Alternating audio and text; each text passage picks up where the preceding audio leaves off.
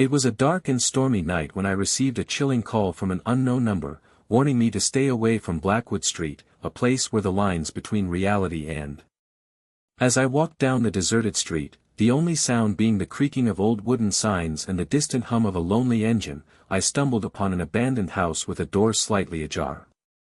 The air inside was thick with the scent of decay and rot, and I couldn't shake the feeling that I was being watched by unseen eyes.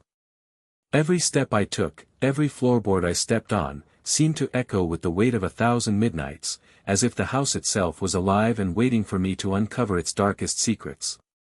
I found a series of cryptic letters and newspaper clippings, detailing a tragic event that had occurred in the house many years ago, an event that seemed to have left an indelible mark on the fabric of time.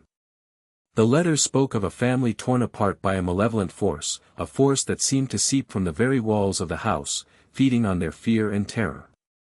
As I delved deeper into the mystery, I began to experience strange and terrifying occurrences, as if the house was trying to communicate with me, to tell me a story that had been silenced for far too long. I discovered a hidden room, concealed behind a tattered tapestry, a room that seemed to be frozen in time, with old furniture and clothes still intact, as if the occupants had just stepped out for a moment. But it was what I found in the room that made my blood run cold, a series of Polaroid photographs, depicting a family that had been ripped apart by some unseen force, their faces twisted in perpetual screams.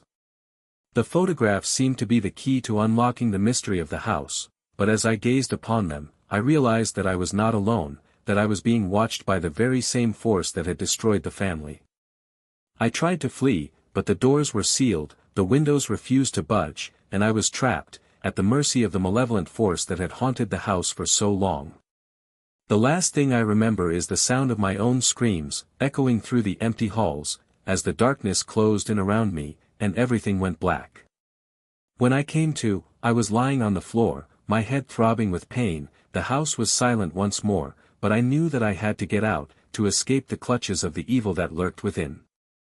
As I stumbled out into the bright sunlight, I realized that I had been given a second chance, a chance to tell the story of the house on Blackwood Street, a story that would haunt me for the rest of my days. So, if you ever find yourself on Blackwood Street, beware of the house with the creaking door, for it may just be the last thing you ever see.